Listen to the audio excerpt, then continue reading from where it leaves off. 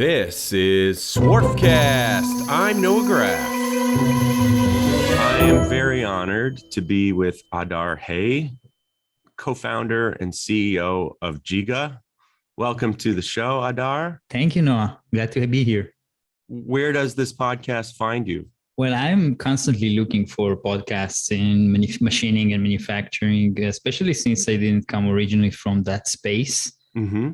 I'm really enjoying to learn about it. It's a very fascinating space. And that's where I found yours. I mean, I'm constantly looking for relevant keywords. Oh, good. No, well, what I meant is where are you talking to me from? Oh, I'm talking to you from our office. Our office is headquartered in Tel Aviv, Israel. First, I want to learn about you, but before we get to that, give me just the basics about Jiga. What is Jiga? Sure. So maybe we can start with the problem that we set out to solve. Sure. We noticed that engineers and technical people, when they want to get a part manufactured, they will have to email suppliers back and forth.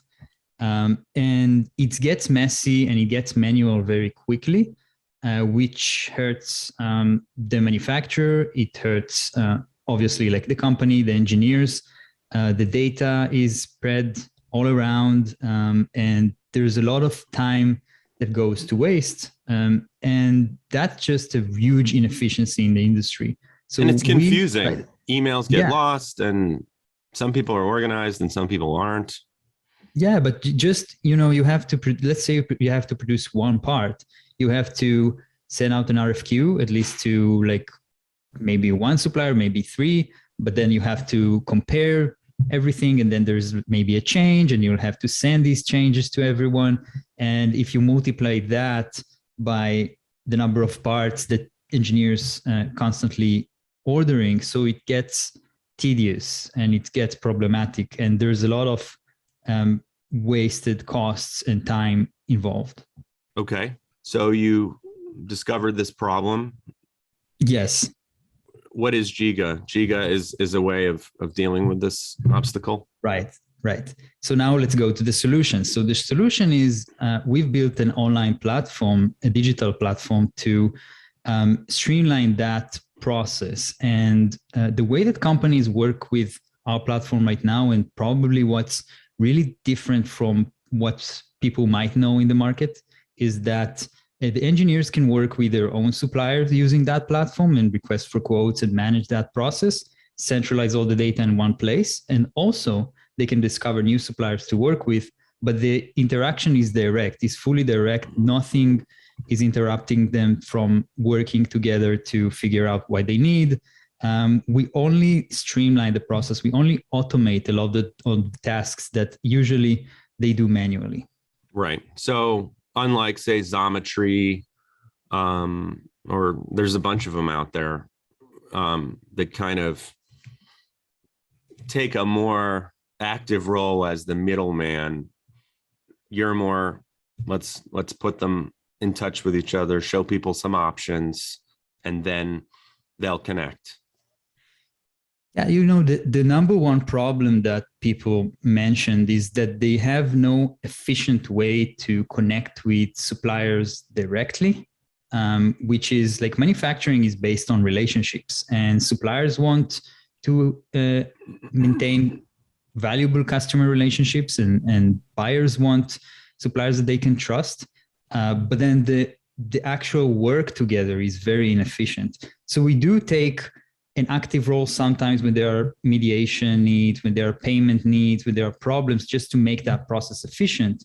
But we don't take charge of the whole chain and we interface with the customer ourselves. Yeah. Well, I mean, I think in a way that must make people feel comfortable and that they don't have to trust, who knows who, they put their drawing in and then, all right, fingers crossed that they're going to send me the right person and this person is going to be good. And I mean, they tell you that they're vetting their people, but so you do vet though the suppliers that are able to come on. Yeah, definitely. We vet them really, so to say, tightly. How do you vet them? So we get them to produce a test order, and we gradually start getting them jobs from our customers, but not the bigger ones up front. We use certifications to validate that they're of a certain quality, and also we usually don't just allow anyone to come in. We usually go with recommendations from our current buyers base, and people who just know that they already worked with a supplier and they recommend us to add them to the network. So that's usually the way that it works. Our goal is not to have like the biggest chain, the biggest, I would say, network of suppliers, but just to maintain a very high quality, very trustworthy one. Do you feel like you're actually wanting it not to be that big? Like that's part of the attraction to it? That it's sort of the paradox of choice, and people don't want to be overwhelmed by it, and also people figure smaller pool, this hopefully they're better. That's a great point. That's one of the things that we're doing is we give the buyers opportunities to work with suppliers who match what they need, and we do a lot of work on the back end to make sure that the suppliers that they see can make those parts and can make them reliably. So we gather a lot of information from suppliers and constantly check that it works. So we don't get a lot of no quotes or stuff that don't match, or suppliers who don't want this kind of client. So for example, if a supplier doesn't want to work with a customer with that just wants to do one-offs, that's okay. He'll probably just decline the quote. So we're okay with not showing this supplier to the buyer. So we're constantly making sure that suppliers that are shown are good fit with what the buyer wants, and we direct them to the right option and not getting them overwhelmed with too many options. Do you talk to these people personally before you put them on the platform, or you just kind of research it? Do you talk to the CEO of these companies, or? Yeah, so we do both. We obviously research these companies, and we also have a very strict onboarding process, which contains like a lot of steps. They have to learn how to work with the platform. And it's very interesting to understand like the difference between the existing suppliers of the companies that we work with and the outside suppliers. That's a major difference, because the outside suppliers already know how to work with the platform, how to provide the information. So we have to maintain two different approaches.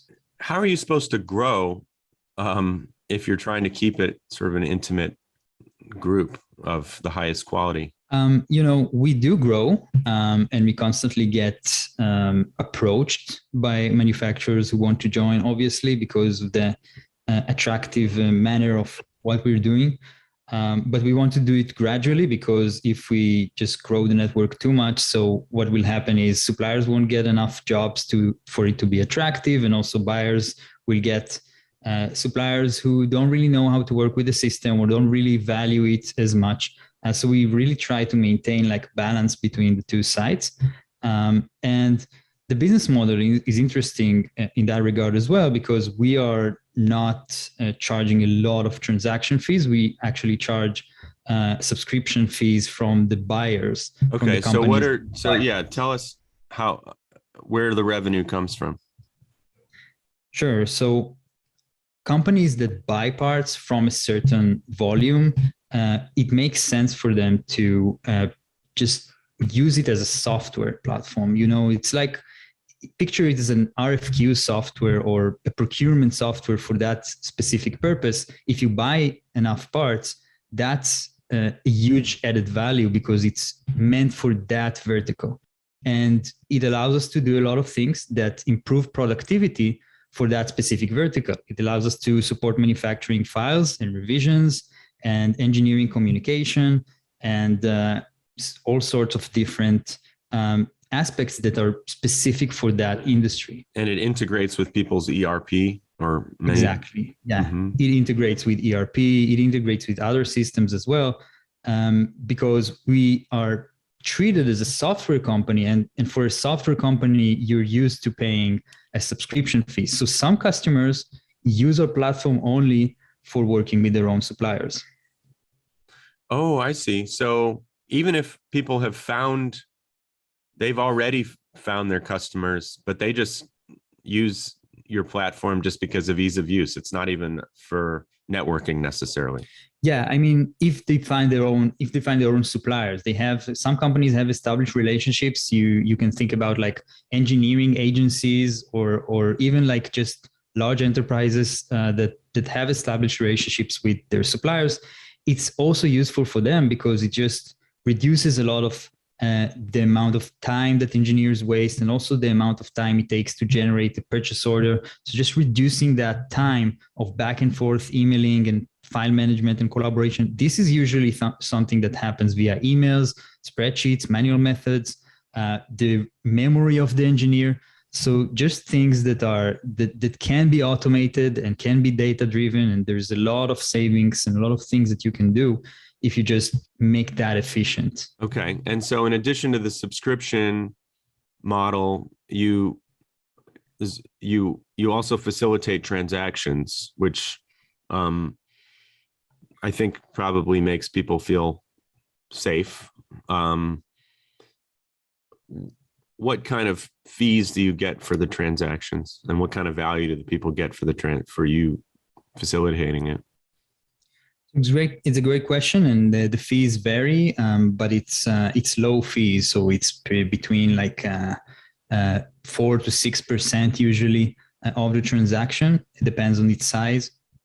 And what people get is the buyer protection. We mediate in case of any trouble, and even if that's a customer who don't buy a lot of parts, they get the power of negotiation, and he cannot do problems to our customers. So if there's a part that's not to spec, we can tell the supplier, okay, make it, remake it, redo it. We pay the supplier on the customer's behalf. So he doesn't have to onboard each and every new supplier to their own systems. And we just use that as a service for the buyers. Another thing that we do is we have an ops team that makes sure that the suppliers update every notification about deliveries or statuses of their orders. So engineers don't have to, or purchasing managers don't have to follow up on orders, make sure that they are on time, make sure that the changes are made correctly. So all these stuff. So we also have a support and operations team to deal with that. Interesting. When we were talking before, you said one of the main things that you're trying to achieve is that often things just come down to money. Who's going to quote it cheaper? This is something that you're trying to fight against, just having it be all about price. I'm not sure if I'm going to fight against it. Obviously, it's a competitive world, and if a buyer wants to go with the cheapest quote, that's fine, but that's just how it happens naturally. I don't try to race them to the bottom. And oftentimes people go with the more expensive quotes just because suppliers gave them better DFM feedback, or because he gave better lead times, or because he looked more as a better fit for their own works, because we give a lot of information about what the suppliers can and cannot do, and ratings and stuff like that. So these all come into consideration in a transparent way, and that's how people make a decision, right? Also in the outside of the online platforms, that's how people make decisions eventually. Where are these clients in the world? Are in Asia and North America and Israel, Europe? The companies who buy, you mean? Yeah, the companies who supply and the companies who buy. Yeah, so all over, I guess. We have suppliers and buyers all over the world. They are from Europe, they are from United States. Suppliers are from United China? States. Yeah, exactly. Yeah, China, mostly suppliers, as you may imagine. India, United States, of course. So all over the world. Right. So I could see the vetting being the most important if somebody's going across the world. Yeah. And just to specify for our listeners, our listeners are doing often large volumes of parts, but there are some that are doing smaller amounts, smaller groups of parts. What is your clientele generally? Are these people who are doing lots of 10, 1? So interestingly enough, we have a wide variety of things. We have large production orders in the hundreds of thousands of pieces. And I checked from your questions before the interview, it's hundreds of thousands of pieces. Oh, okay. Injection molded, but there are some times where it's like 1 unit of each. The interesting thing here is that because we allow this to facilitate relationships, there is trust involved, and then customers can really make sure that they trust the supplier. They order like a few prototyping orders. They might go to production through the platform. So this is something that's constantly happening. People are using that for maintenance as well. So all sorts of types of orders. Interesting. You mentioned, that it's countries from all over the world. What are you seeing as far as supply chain ups and downs right now? Is it getting smoother? Is it just as bad as it has been? You've got some good ears in this realm, right? Yeah. So definitely supply chain challenges are happening, and I would say at least not getting better right now. And it happens all over the world from what I see. It's more in the electronics side, on the specific electronics components. Semiconductors? Yeah, as well. Like specific electronic components that people are really miss and really fight for in order to get. So I heard like crazy stories about people who really fight and use their network in order to get their parts on time.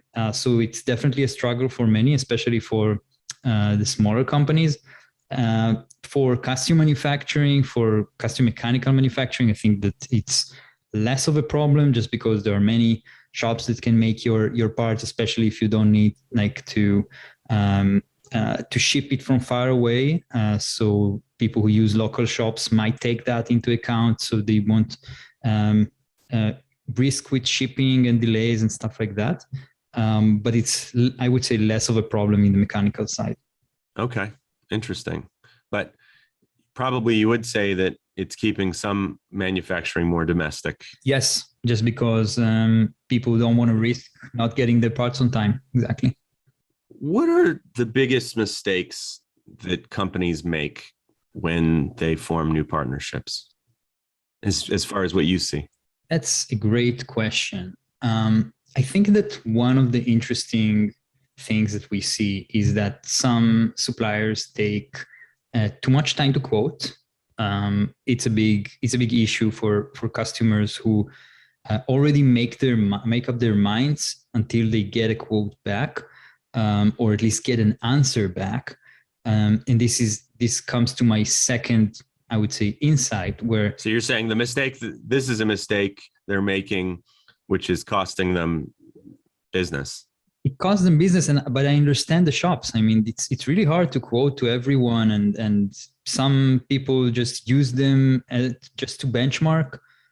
So it's really frustrating for them, and I understand that it's too much work. And there are tools out there, like I know of paperless parts that automate quotes. So there are tools out there that help companies with that. I think that it's really important to quote on time, but also if you don't quote on time, just give feedback on time, because stay in communication. Exactly. Like one thing I also see is that companies sometimes like take the parts and just don't communicate anything and just come back with a quote like 1 week after that. That's too late. At least give them some kind of feedback. If it's like a huge RFQ package and it's like a new client, you have to form that relationships with them. Maybe you can give them some valuable feedback. Maybe you can tell them something that will be interesting for them, and they will say, oh, this person, he might not give me the fastest quote or the best lead time or the best price, but he knows his stuff. It's also demonstrative, though, I think, too, that you have so many different balls going. You have so many different things you're quoting. So if I'm a customer, I'm thinking that I'm just a number, you know? Yeah. Yeah. You don't want it to appear as a commodity. You want to have high value clients that appreciate you, that will give you the jobs that you're quoting for. So I know that machine shops have, like, at least in their minds, if not in their CRMs, preferably, they have this in their minds that some clients are more important to quote for than others. Some clients are more likely to turn into business than others. Right? 80-20.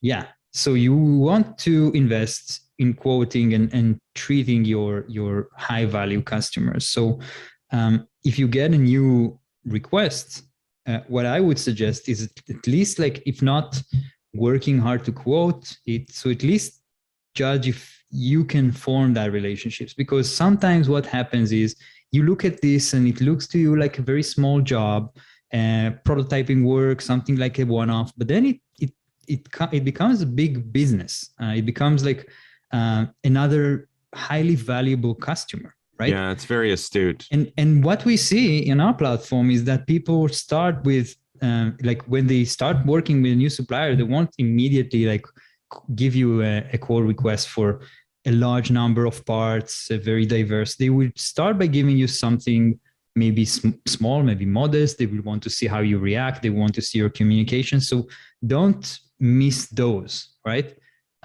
Try to at least evaluate if that's a good opportunity for you to become a highly valuable customer down the line. That makes total sense. You know, people should pick up the phone and talk. And yeah, any other things you see that causes deals to go bad or causes people to miss business? Or I would say, like in every form of business, I would say trust is really important. If you give something that's out of spec, or if you mistreat your customer, you know that these things happen. But it makes a lot more sense to be fair. And if you made a mistake, to take it on you. If you miss something, so make a lot of effort to make up for it, because then customers just put an X on your name. Right. And you don't want to do that. It might become a huge customer and very highly valuable. So you don't want to miss this customer just because of that specific deal. And customers, a lot of the time, they have like multiple engineers and multiple employees that talk and decide to work with you more and more and expand the business with you. So these are some of the things that we see that are important to think about. Yeah. No, it is so much about your reputation and networking. Yeah, exactly. I want to learn a little bit more about you, because I can tell that you got some interesting background. First, so you're Israeli. Yeah. Where did you grow up in Israel? I grew up in northern Israel. More nature there, less cars and buildings, and moved to the center. It's not a long drive. It's just 1 hour. It's a very small country. But yeah, that's where I grew. I had an amazing childhood in the nature. So interesting. And then but when did you get into technology? So right when I finished my service, it's mandatory in Israel. Military service. Yeah. I wanted to just get into the startup world, and my friend told me that he knows this startup founder that does really cool stuff. And I told him, like, yeah, I want to talk to him. Let me talk to him. And I was chasing down this guy. I went to training sessions with him just so I can talk to him. In the beginning, he said no, but after a while, he agreed to give me a free internship with no pay at the beginning. So are you a programmer in your background, or just more business, or? More business. Yeah, I was doing marketing, products, all types of work. And what was interesting in the free internship was that I was able to do everything. And then trust was formed, and I was able to do other things. So that's where I started. But then a lot of things happened since then. Sure. How old are you? I'm 30 almost. 30. Yeah. Would you say that Israel is a great place for entrepreneurs, particularly tech companies? Well, you can see it in the numbers if you read reports and stuff like that. There's a huge number of startups and founders and money that's being raised. Like I think maybe around 10 billion raised only this quarter or something like that. Don't catch me with the exact number, Sure. but I think that's really a really amazing place where a lot of innovation starts, and it starts from the culture and a lot of other things. It's very supportive. What is it in the culture? Like, I'm Jewish, so I have all kinds of hypotheses. Maybe you've thought about these things, maybe you haven't. I'll shoot a couple ideas. Number one, I think it's part of Jewish culture to emphasize education. And number two, I feel like the people that are entrepreneurs often are they're people who aren't afraid about losing things. They come from a certain perspective. I was talking to an Israeli guy, an entrepreneur, a couple of weeks ago. I mean, this guy is retired. He lives in the United States. He started a construction business here. He made zillions of dollars. And I was trying to find out what makes him tick. And he's like, well, I was in the Yom Kippur War. That was 1971? 73. 1973. And he's like, after being in that and all of, seeing people die, and it's like, I have nothing to lose, Yeah. And you hear that about immigrants coming to the United States, now or in the past. Do you feel like being in look, I've been to Israel. I know it's not, you don't feel like you're in danger walking around or whatever at all. You feel in many respects safer than you do walking around in the United States. Yeah. Yeah. But nevertheless, you were in the army. When you're in the army and you're out there and you've got some enemies around you that aren't big fans of your country, is that something that causes people to be into to be entrepreneurs after getting out of the service? There's something about you. That's a great question. I'm not sure if I know the exact answer. Maybe that had an impact on me. You see, you take huge risks when you're so young. Probably it makes you think a little bit differently about life. I would say, yeah, in the culture, there's something about it that encourages risk and is okay with failure, is really okay with failure. It even celebrates failure in a way that's like there's a lot of failures. I failed a lot of times, and I still do. So these kind of failures just form your ability to eventually build something, because you're not that afraid to fail. You know what I mean? So yeah, see, I'm afraid to fail. Maybe if I grew up in Israel, I wouldn't be so afraid to fail. I mean, it's even in the sense of like companies respect people who failed and they are ready to hire them. So even if you fail, that like it's not the end of the world. Like there's obviously risk involved. There's obviously like you might lose money, you might not have salary, like all sorts of things. But at least in terms of like culture wise, you feel like a hero. You know what I mean? You feel good with yourself that you're building something new, even if you're like most of the times you fail, because that's startup life. But that's I think something about the culture that makes it easier in a way. That is really interesting, that people have that there's a feeling that failure is okay. Yes, that's essential. That's essential for success, I would say. Because if you are afraid to fail, you will never do anything, because starting something is failing. I mean, even if you're successful, starting something is failing. That is very interesting. Go with that. Yeah, and I think that like our audience of machinists and or anyone who builds their own business are people that I really respect, because they made an investment. They're taking this risk, and they might not succeed. Like, building a business is freaking hard in a way. In many ways, like, it's harder than starting a technology company and raise money, because you have to like bootstrap your own and make your first bucks yourself. So I was in that hat as well. I had my own business, and it was not easy. So definitely respect that attitude. So first you had a totally different business, and Yes. and then this you went to venture capitalists and got funding for it. Yeah, it wasn't that simple, but yeah. What was your first business? My first business was in B2B marketing. I was consulting and built a consulting company around marketing and international digital marketing services. And did that just get stale to you? And that's why you wanted to do this? Yeah, I guess I lost something there in one point, and I was just like, I want to do something different. It happens.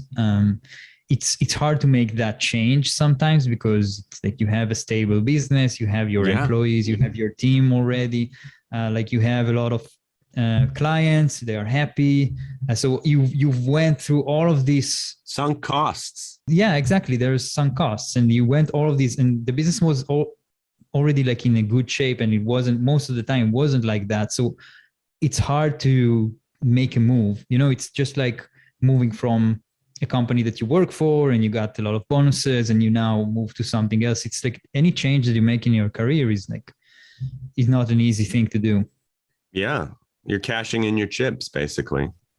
Yeah. And you don't know what's next. You might be really disappointed, but there's a saying that I hear quite often recently, that you're regretting life on things that you didn't do, not on things that you did, right? So if you didn't start this, so that's what you would regret, right? If you didn't do that move. Yeah. And so first you had the other business that came after being in the Army. What was the exact chain of events in a matter of 2 minutes? I know you're short on time here. Yeah, so I worked in a few companies, a few startups, companies that gave services in sales and marketing roles, learned a few stuff. Then I decided to start my business pretty early, in terms of the career path. I didn't know, in retrospect, I probably didn't know enough about marketing to start a marketing business when I started, but this is probably a good way to start when you don't know that you don't know. Yes. It's good, because then you learn on the move, and you understand later how much you don't know, but then you already know, right? So yeah, that's probably the chain, the way that it went. Yeah. What's the hardest thing about living in Israel? Ooh. And what's the best thing? Start with whichever one you want. I think the hard thing is that things are expensive in this country relatively to what you earn. So high taxes. Yeah, there's a lot of expenses just of living. Even the products that you buy is expensive, and it rises. So like residents, like houses are expensive, everything. The good thing, I would say the culture. I love the culture. I love the people, and they are very warm and very, very fun to be with. So that's probably why I would probably stay and never leave because just I really like the people. They're very warm. They're very caring, and yeah. It's interesting because everybody's Jewish. I mean, not everybody, but most. Yet probably a lot of people don't know this, but I mean, there's a lot of diversity amongst Jews in Israel. You've got the Sephardi Jews from, the Eastern countries, and the Ashkenazi Jews from Europe. And so I'm a mix of both, right? Right. So I mean, I've heard different things, that people are segregated. And then I've heard that people are a mix. So you're a mix.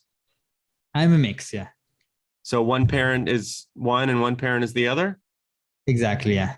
And my wife is as well. So definitely a lot of mixes already. And it's diverse and there's a lot of subcultures. So, and it's very interesting for such a small country. Yeah. Yeah. Just a couple other things. What is something that you learned recently? Just something random or something maybe that you read or heard in a podcast or something that just struck a chord. Like it was, oh, I thought this was fascinating, or it struck me emotionally.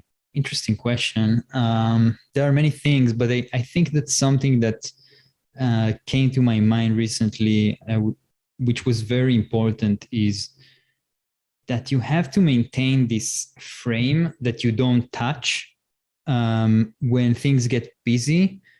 You have to get enough sleep. You have to train. You have to be with your loved ones.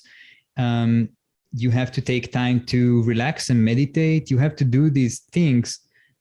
Even if things get and startup life is hectic and you always have more than you can take.